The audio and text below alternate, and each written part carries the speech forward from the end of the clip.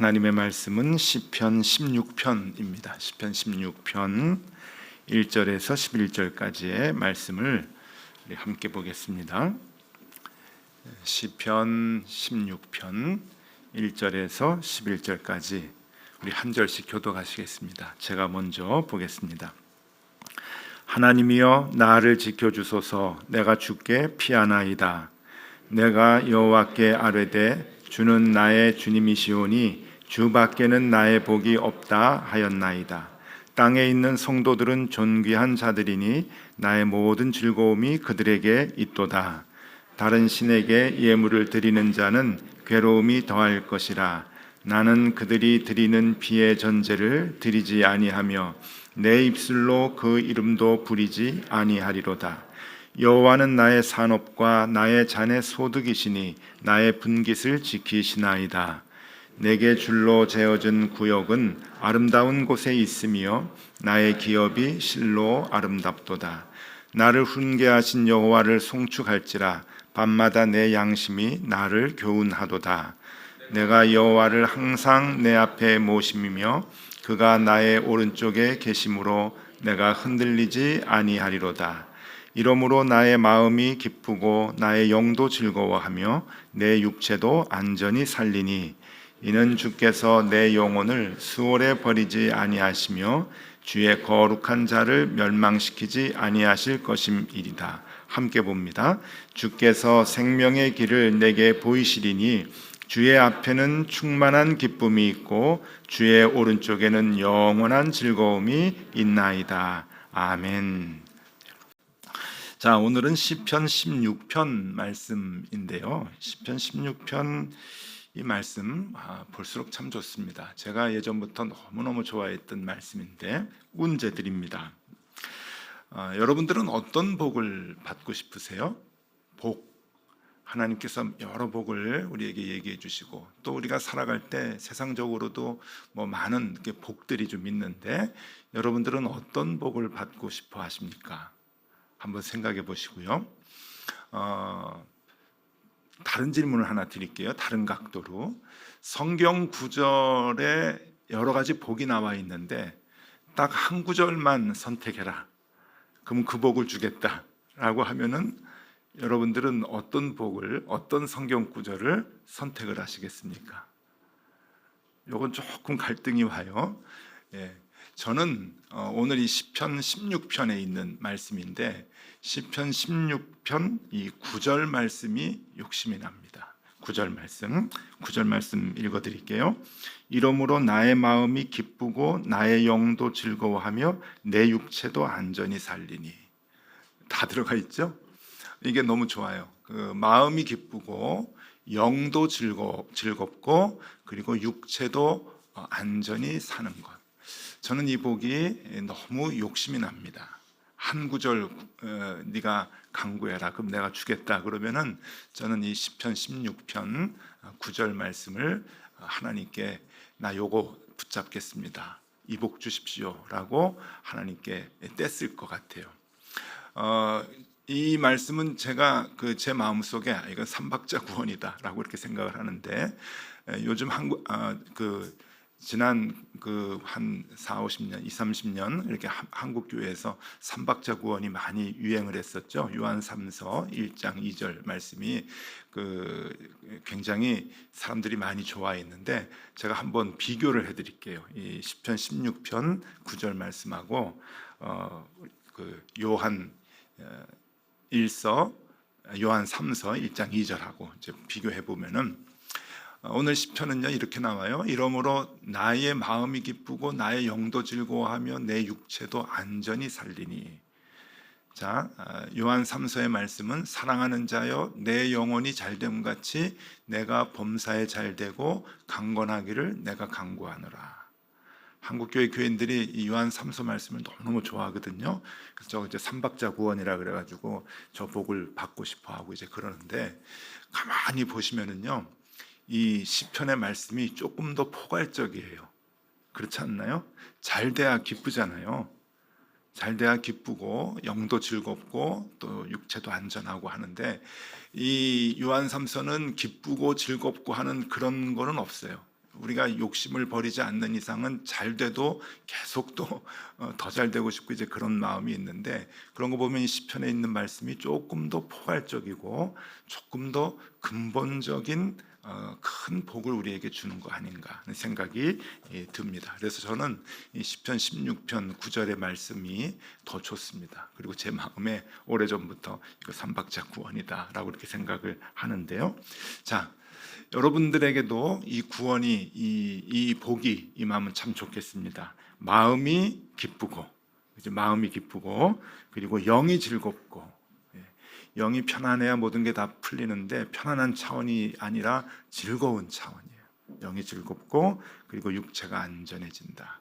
하나님이 보호해 주신다. 이게 얼마나 참 큰 복인가. 자, 오늘 이 복 받는 법을 일러드리겠습니다. 복 받는 법 잘 오셨어요. 그 영상으로 오늘 또 예배에 참여하시는 분들도 참 잘하셨습니다. 이 어마어마한 복 받는 법을 일러드리겠는데 세 가지 말씀을 하시네요. 첫 번째는 하나님께 피하라. 아주 단순하지만 참 어려운 겁니다. 하나님께 피하라. 너 살다가 힘들 때 있지, 마음 상할 때 있지, 혼자 울 때 있지, 세상 소망 다 사라질 때 있지. 하나님께 피하라. 머리로는 알고 있는데 이게 참 쉽지가 않습니다. 확실한 믿음이 없이는 이 행동이 나오질 못합니다. 경험으로 다 아시죠? 정말 힘들 때 하나님께 피할 수 있느냐, 확고한 믿음이 있어야 가능하다고 하는 거예요. 그런데 하나님은 분명히 말씀하시죠. 나한테 피해라. 나한테 피해야 네가 이 복을 받는다. 앞이 캄캄하지, 앞이 다 막혀있지, 옆길도 막혀있지, 돌아온 길도 다 막혀있지, 하늘을 봐. 나한테 피해. 그러면 해결해 줄게 하는 그런 말씀입니다. 2절 말씀에 보면은요, 이렇게 하나님께서 약속을 하시네요. 내가 여호와께 아뢰되 주는 나의 주님이시오니 주밖에는 나의 복이 없다 하였나이다. 내가 주님께 아뢰었더니 주님께서 답을 주셨어요. 주밖에는 나의 복이 없다. 너의 복의 근원은 오직 나다. 하나님께서 그 약속을 해주셨다고 하는 거죠. 그러니까 하나님께서 약속해 주셨어요. 내가 너 복이다. 그러니까 나에게 피해라. 그럼 우리는 그 약속대로 살면 되는 거죠. 그렇죠? 여러분 기억하십시오. 하나님께 피한다. 하나님께 피한다. 평생 들어오셨던 말씀이죠. 그런데 잘 못했죠. 다시 한번 확인하시면 됩니다. 힘들고 어려울 때 어디로 가야 되느냐, 무엇을 찾아야 되느냐. 제일 먼저 하나님께 피하라. 하나님께 피하라. 두려울 때 하나님께 피하라. 그러면 하나님께서 복을 주시겠다 말씀을 하십니다. 두 번째, 다른 신에게 예물을 드리지 않는 것입니다. 다른 신에게 예물을 드리지 말라. 이게 또 무슨 말인가 싶어요. 오늘 4절 말씀을 보니까 이렇게 나옵니다. 다른 신에게 예물을 드리는 자는 괴로움이 더할 것이라. 나는 그들이 드리는 피의 전제를 드리지 아니하며 내 입술로 그 이름도 부르지 아니하리로다. 자, 이 말씀을 가만히 보면은요, 다른 신에게 예물을 드리는 자는 괴롭게 될 것이다 라고 하면서 나는 피의 전제를 드리지 않겠다. 여기서 전제라고 하는 게 뭐냐면요, 전제는 제사의 한 방법인데 포도주를 이제 제물에 이제 뿌려가지고 그것을 하나님께 이제 드리는 제사를 전제라 그럽니다. 이거는 언제 어떤 의미로 드리는 제사인가 하면은 하나님 앞에서 전적으로 헌신하고 충성하겠다. 라고 하는 의미의 제사예요. 우리의 죄를 사해 달라고 하는 것은 이제 속죄제 이제 그런 거잖아요. 근데 하나님께 충성하겠습니다. 그리고 하나님께 봉사를 하겠습니다라고 하는 이 그 헌신과 충성의 그 다짐을 하는 제사가 이제 전제인데 이제 포도주를 이렇게 붓는 거거든요. 아마 이제 피의 의미가 좀 있지 않을까 하는 생각이 들어요. 그런데 이 피의 전제를 드린다고 하는 것은 이게 우상을 숭배할 때 했던 그 당시의 행위들입니다. 피해 전제. 하나님께 드리는 전제가 아니고 다른 사람들은 자꾸만 우상 앞에서 피해 전제를 드리는데 우상 앞에서 드렸던 피해 전제는 두 가지예요. 그 피를, 제물의 피를 온 몸에 바르고 마시는 그런 그 행위가 있었고요. 그리고 또 하나는 이제 우리가 예전에 구약을 배울 때 많이 나왔죠. 몰렉신에게, 바알의 한 변형인데 그 몰렉신에게 아이를 바치는 제사들을 했어요. 제물로 아이를, 그 공동체에 있는 그 어린 아이를 제물로 바치는 그러한 일들을 성행했단 말이죠. 그래서 열왕기상, 열왕기하 보면은 이제 그런 거 하지 말라고 이제 계속 이제 나옵니다. 몰렉신에게 그렇게 아이들을 바치는 일들을, 우상에게 아이들을 바치는 일들을 했는데 그것을 피해 전제다, 그렇게 이제 얘기를 하는 거예요. 근데 이 다른 신에게 예물을 드리는 자들, 제물을 드리고 이 피해 전제를 드리는 자들은 다 여기 보니까 괴로움이 더할 것이다. 그거 다 쓸데없는 짓이다. 하나님께 전제를 드려야지, 하나님께 나의 충성과 나의 헌신의 마음을 드려야지 하나님께서 이 복을 주시는 거 아니냐라고 하는 겁니다. 아이고 뭐 우리가 언제 그 다른 신에게 제물을 드렸습니까? 우리가 언제 다른 신에게 그 피해 전제를 드렸습니까? 라고 생각할 수 있어요. 요즘 말로 얘기하면 아유 우리가 무당한테 가가지고 복채 내놓고 뭐 굿한 것도 아니고 또 점쟁이한테 가가지고 복채 내놓고 젊게 본 것도 아닌데 다른 우상에게 무슨 우리가 뭐 예물을 드렸습니까? 라고 생각할지 모르지만은 아닙니다. 우리가 우리의 삶에 힘들고 어려운 문제들을 풀어 나가려고 할 때 하나님이 아닌 다른 것에 먼저 에너지를 쏟는다고 하는 것은 우상에게 예물을 드리는 것과도 같다고 볼 수가 있어요. 그러니까 그런 시각으로 볼 때 우리가 얼마나 많은 우상에게 예물을 드리는지 모릅니다. 그 교회 학교, 차세대 교회 학교 이제 교육부를 보면은 특별히 그 우리 교회도 마찬가지예요. 유년부, 소년부, 유치부부터 유치부, 유년부, 소년부 아이들이 많아요. 크리스마스 때 앞에 나와서 이제 발표회를 하면은 유치부 아이들이 많고요, 유년부 많고 소년부까지 많아요. 중등부 아이들 확 줄어 있어요. 나와가지고 뭐 찬양하고 발표하고, 고등부 아이들 더 줄어 있어요. 그 교회에서 아이들이 없다 그러는데 출산율이 적어서 없는 게 아니거든요. 유치부 아이들 많잖아요. 유년부 아이들도 많고 소년부 아이들도 많은데 중등부 되면은 중등부 애들은 쑥스러워서 앞에 나가서 발표 안 하는 것 같아요. 아니에요. 예배 드리는 아이들도 줄어요. 중등부도 줄고 고등부도 줄고. 왜 줄까요? 소년부 때 그렇게 많았던 애들이 보면은 학원을 많이 보내셔요. 학원 시간하고 잘 안 맞으면은 우선순위에서 학원 먼저 가라. 저는 이 말씀하고 이게 매칭이 되는 것 같아요. 4절 말씀에 다른 신에게 예물을 드리는 자는 괴로움이 더할 것이라. 나는 그들이 드리는 피의 전제를 드리지 아니하며 내 입술로 그 이름도 부르지 아니하리로다. 우리 아이들을 무슨 제물로 삼을 것인가, 우리 아이들의 인생이 잘 되도록 하기 위해서 우리가 어디에 투자를 하느냐, 저는 이게 그런 말씀이라고 보거든요. 공부를 시키지 말라는 게 아니에요. 학원을 보내지 말라는 게 아니죠. 우선순위를 어디다 두느냐 하는 거예요. 하나님께 드리는 예배와 그리고 학원을 보내는 시간이 겹쳐졌을 때 그 우선순위를 어디에다 둘 것이냐, 어디에 둘 것이냐. 저는 이게 피해 전제라고 하는 말씀이 자꾸 떠나질 않습니다. 여러분 손해볼 것 같죠? 그러니까 하나님에게 피하는 것이 확고한 믿음이 없이는 할 수 없는 일입니다.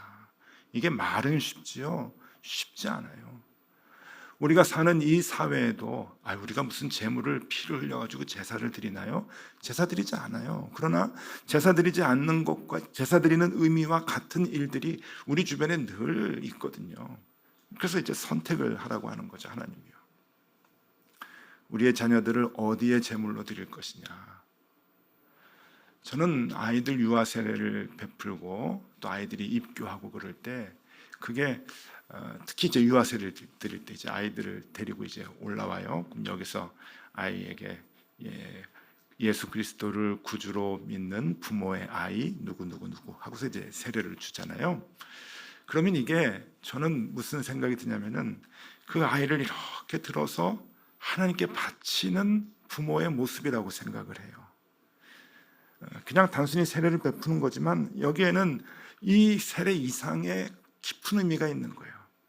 부모님이 이 아이를 엄마 아빠가 들고서 하나님, 이 아이는 하나님의 아이입니다. 하나님의 아이입니다. 그렇게 고백을 하는 거거든요. 그래서 유아 세례를 주는 거예요. 그러면은 하나님이 키우실 수 있도록 전적으로 하나님께 맡기고 그 아이를 키워야 되는 거예요. 근데 키우다 보니까 아이고 하나님만 가지고는 안 된다. 예배가 뭐야? 학원 가? 학원. 너 저쪽 가. 뺑뺑 돌아야 돼. 그래야 대학 들어가지. 그래야 직장 생활하지. 그래야 사랑굿이라고 살지. 그래야 좀 남들보다 편안하게 살지. 편안하면 뭐예요? 돈 많이 벌면 뭐예요? 괴로움이 더해질 것이다. 여러분 오늘 복이 있잖아요. 마음이 기쁘고 영도 즐겁고 육체가 안전한 거. 그게 최고의 복이에요. 우리 아이들이 그 복 누리도록 우리가 기원해주고 그렇게 키워야 되지 않겠어요? 우리도 그렇게 살아야 되고. 자, 다른 신에게 예물을 드리지 않는 것. 그런 의미. 현대인에게는 그런 의미다. 그것을 꼭 기억하셔라 하는 거예요. 세 번째, 마지막입니다. 이거 세 번째도 굉장히 중요한데, 줄로 재어준 구역을 감사하게 여겨라 하는 거예요. 이건 또 무슨 말인가? 5절, 6절 같이 보겠습니다. 5절, 6절을 제가 읽어드릴게요. 여호와는 나의 산업과 나의 잔의 소득이시니 나의 분깃을 지키시나이다.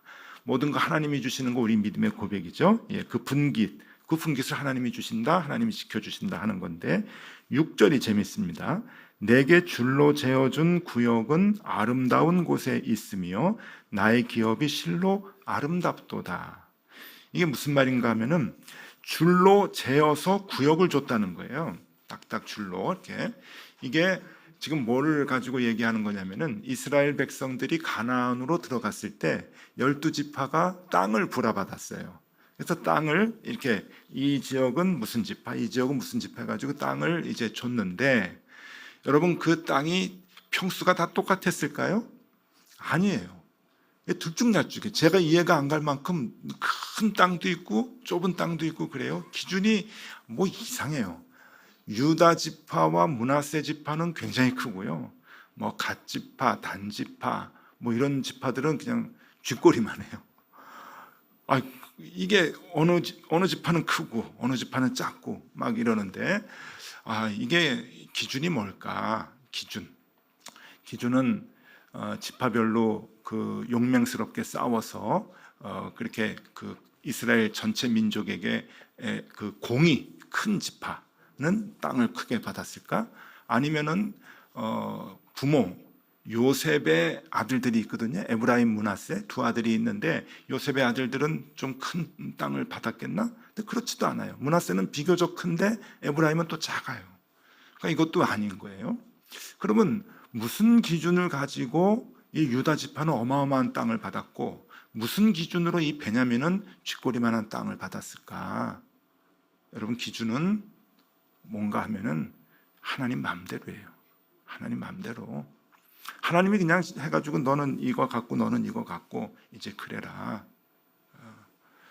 그런데 여러분 이 말씀하고 신약에 예수님께서 비유로 얘기해 주실 때 달란트 비유하고 이게 매칭이 되는 거예요. 매칭이.